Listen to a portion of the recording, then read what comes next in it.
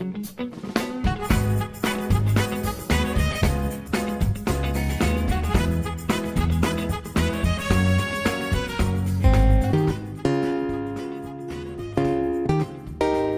PBB via online makin mudah dengan KRIS, QR Code Standar Pembayaran Nasional.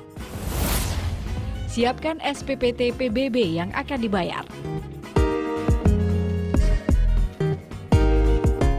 Buka web bimakris.bankjateng.co.id. Input NOP PBB 18 digit angka. Muncul barcode KRIS yang tertera di monitor. Buka aplikasi uang elektronik dan scan KRIS. Proses pembayaran KRIS dengan aplikasi uang elektronik sampai dengan selesai.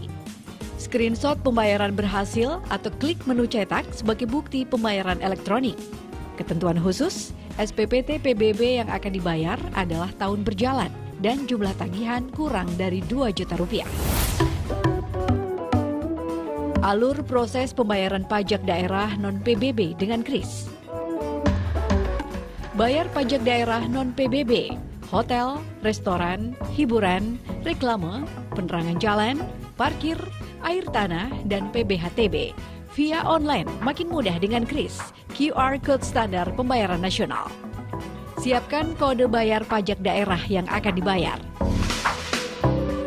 Buka web bimakris.bankjateng.co.id. Input nomor virtual account Bank Jateng pada kode bayar 18 digit angka. Muncul barcode KRIS yang tertera di monitor. Buka aplikasi uang elektronik dan scan KRIS. Proses pembayaran KRIS dengan aplikasi uang elektronik sampai dengan selesai. Screenshot pembayaran berhasil atau klik menu cetak sebagai bukti pembayaran elektronik.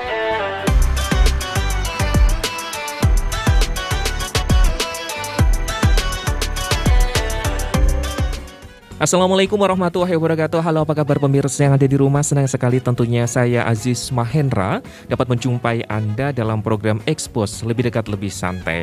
Untuk episode kali ini sangat spesial sekali pemirsa, karena saya akan membahas topik perihal mengenai SPPT PBB elektronik. Sudah hadir tentunya di tengah-tengah kita semuanya narasumber-narasumber yang berkompeten di bidangnya. Langsung saja kita sapa. Yang pertama ada Kabid Pendataan, Penetapan Data dan Informasi BPKAD, yaitu Bapak Adam Muhammad, Sarjana Hukum. Assalamualaikum Bapak Adam, apa kabar hari ini? Waalaikumsalam. Baik ya? Alhamdulillah baik, sehat. Alhamdulillah sehat, baik. Semoga virus-virus corona menjauh ya Pak Adam ya. Amin. Selain ada Pak Adam, tentunya kita juga sudah kedatangan narasumber yang luar biasa juga nih pemirsa. Ini khusus para cewek-cewek pasti pada lumer ya. Ada Kasubit Penetapan dan Keberatan BPKAD, ada Bapak Tegar Purba Pranantia Eskom. Apa kabar Bapak Tegar? Ya, baik Mas. Baik Aziz. ya Pak Tegar ya, sehat ya? Ya, alhamdulillah. Segar. Persiapannya apa nih untuk hari ini? Eh, Minum vitamin banyak. Ya, vitamin banyak biar sehat terus. Nah, selain itu juga kita sudah kedatangan, kalau ini sudah pernah nih pemirsa datang ke sini dan memberikan sosialisasi juga untuk pemirsa yang ada di rumah. Ada Bapak Hamid Manam ya, Sarjana Komputer ya, Analisis Keuangan Pusat dan juga Daerah, Ahli Muda BPKAD. Assalamualaikum Bapak. Waalaikumsalam warahmatullahi wabarakatuh. Sehat ya? Alhamdulillah sehat. Pak Hamid ya? Iya, betul. Sehat. Persiapannya apa nih Pak Hamid kesini? Ya. Katanya tadi make up dulu gitu ya. Ini seragamnya ibaratnya apa ya? Kalau pemerintahan kan kaku, tapi kita ngobrolnya jangan kaku-kaku ya, Ya. Pak Adam ya. Biar pemirsa yang ada di rumah juga tentunya enjoy, santai gitu kan. Informasi yang nanti akan disampaikan oleh teman-teman dari tentunya tentang SPPT BBB ini bisa dicerna dengan baik oleh pemirsa yang ada di rumah ya. Mungkin saya langsung saja ke Pak Adam nih Pak Adam. Mungkin buat pemirsa yang ada di rumah juga bertanya-tanya ataupun belum familiar gitu kan, bisa dijelaskan tidak sih secara lebih mendalam gitu, apa sih sebenarnya SPPT PBB ini dan sejak kapan diluncurkan? Silakan.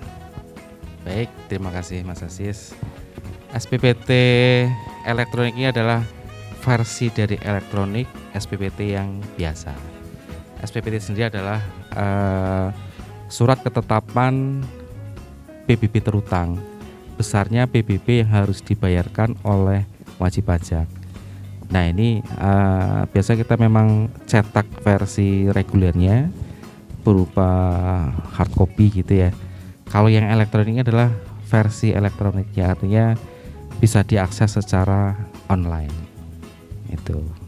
Oke, jadi kalau umpamanya ini buat pemirsa yang ada di rumah sebenarnya ini adalah sama ya seperti SPPT PBB pada umumnya gitu. Sama. Namun kemajuan teknologi, kemudian juga kemajuan sosial media dan lain sebagainya otomatis dari BPKAD Kota Pekalongan ini mengembangkan gitu ya menjadi elektronik sehingga masyarakat Kota Pekalongan mudah untuk mengakses pembayaran dan lain sebagainya tentunya. Betul. Gitu ya Pak Adam ya. Dan kemarin sudah kita launching di akhir Desember oleh Pak Wali Kota. Kemudian efektif kita terapkan sejak pertengahan Januari untuk SPPT elektronik ini. Oke ya, jadi sudah di launching pada awal tahun 2022 buat pemirsa yang ada di rumah. Jadi buat pemirsa yang ada di rumah juga ini mungkin bisa ya dimanfaatkan dengan baik kecanggihan teknologi ataupun kemudahan yang sudah diberikan tentunya pelayanan oleh BPKAD Kota Pekalongan ini. Next nih, saya ingin bertanya sama Pak Tegar ya, bener. Nah, apa yang melatar belakang ini Pak Tegar sehingga pembayaran SPPT PBB ini harus melalui sistem elektronik? Silakan. Ya, ini Mas Ajis sedikit menjelaskan. Tadi sebenarnya sudah disampaikan Mas Ajis ya, karena kita harus mengikuti perkembangan zaman teknologi. Zaman sekarang, zaman milenial, anak-anak milenial itu harus apa? Kita harus Update dan mengikuti harus gitu mengikuti ya. apa yang mereka lakukan, apa yang Betul. mereka inginkan. Kita dari pemerintah Kota Pekalongan juga harus mengikutinya, harus menututi kalau istilahnya orang Jawa itu. Yaitu ketika anak-anak milenial ini harus semuanya serba elektronik, serba praktis, terus serba transparan, ya kita harus Ikuti gitu ya. Kembali lagi adalah tujuan awalnya dengan kemajuan teknologi itu harus dimanfaatkan dengan baik. Tentunya juga akan dimanfaatkan dengan baik juga oleh BPKAD Kota Pekalongan gitu dengan meluncurkan SPPT PBB. Penyebutannya agak lumayan susah ya Pak Adam ya. SPPT PBB gitu. Ya, atau SPPT elektronik gitu aja. Oh, SPPT elektronik gitu ya, agar lebih familiar tentunya untuk pemirsa yang ada di rumah. Baik, sekarang kita ke Pak Hamid nih. Pak Hamid, kalau umpamanya kita berbicara mengenai SPPT-E atau SPPT ya, elektronik, ini apa sih Pak manfaat yang bisa didapatkan oleh masyarakat dengan adanya layanan ini dan seberapa efektifnya? Silakan. Ya, terima kasih. Jadi gini, adanya SPPT elektronik ini sebenarnya kita mencoba untuk mewujudkan slogan kita, bayar pajak itu mudah dan cepat. Selama ini penyampaian SPPT PBB ini mungkin agak sedikit lama di yang hard copy ya. Jadi prosesnya cukup panjang dari mulai kita cetak sampai dengan kita dropping ke kelurahan, nanti ke lewat RT dan seterusnya, itu butuh waktu cukup lama. Sedangkan kebutuhan wajib pajak itu untuk akan SPPT ini sebenarnya cukup banyak kebutuhannya. Ada yang untuk balik nama sertifikat, ada yang untuk keperluan sekolah dan sebagainya. Dan kebutuhan itu sebenarnya mendesak. Jadi makanya dengan adanya layanan elektronik ini untuk mempermudah wajib pajak, ya. Jadi wajib pajak itu mudah untuk mendapatkannya. Jadi tidak perlu datang ke kantor atau ke kelurahan dan sebagainya. Cukup dari rumah kita akses secara elektronik bisa. Oke, ya ini sangat setuju sekali ya buat pemirsa yang ada di rumah bahwa memang ya banyak masyarakat Kota Pekalongan itu kayaknya enggan untuk mengurus karena takut akan keribetannya, mungkin seperti itu ya Pak Hamidnya. Namun Betul. dengan adanya SPPT ini ataupun dipermudah dengan waktu ya, uang, tenaga dan lain sebagainya, semoga sih harapannya masyarakat Kota Pekalongan bisa mengurus dengan tepat gitu ya Pak Hamid ya. Ya, betul. Oke, sekarang kita kembali lagi ke Pak Adam nih. Pak, kalau umpamanya kita berbicara tentang SPPT PBB ini, apakah ada jaminan kepastian hukum terhadap pelayanan tersebut gitu? Silakan. Baik Mas Aziz, bahwa kita merencanakan SPPT elektronik ini sudah lama dan akhirnya kita tuangkan di tahun 2020. Kita tuangkan dalam bentuk peraturan wali kota nomor 24 tahun 2020 tentang sistem dan prosedur pemungutan PBB. Nah, di situ kita atur bahwa masyarakat itu bisa mendapatkan SPPT PBB ini dengan cara daring atau online gitu. Jadi untuk dasar hukumnya sudah ada dan status dari SPPT elektronik ini sama dengan SPPT PBB yang reguler. Artinya jangan ada keraguan mengenai SPPT elektronik ini, karena untuk mendapatkannya pun ada serangkaian prosedur di mana di situ ada proses autentifikasi. Jadi hanya yang berhak yang kemudian bisa mendapatkan SPPT elektronik.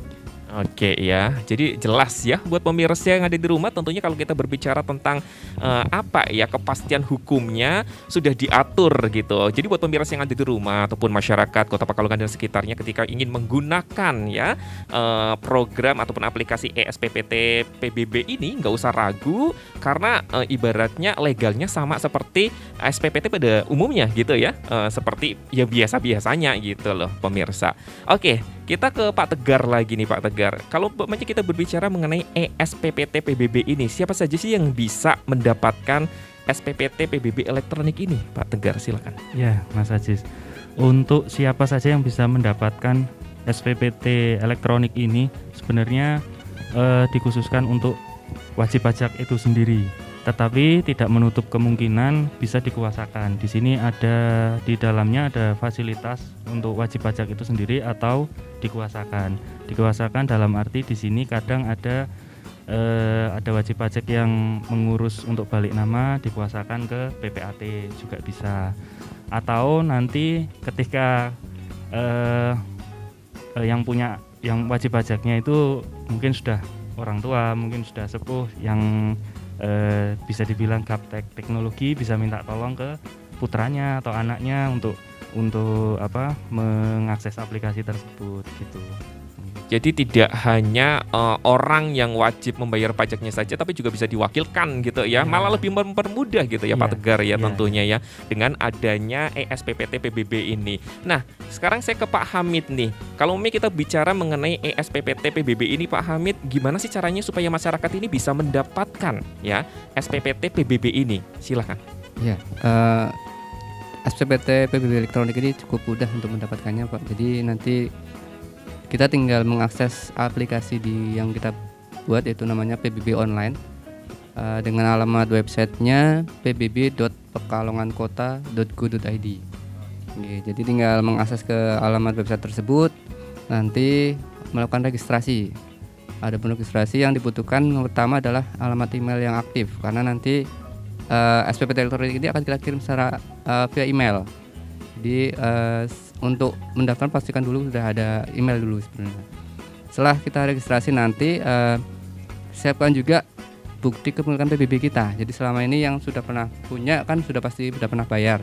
Nah, nanti pakai bukti bayar itu kita pakai untuk registrasi. Jadi setelah registrasi user dengan email tadi, nanti kita daftarkan objek pajak yang kita miliki.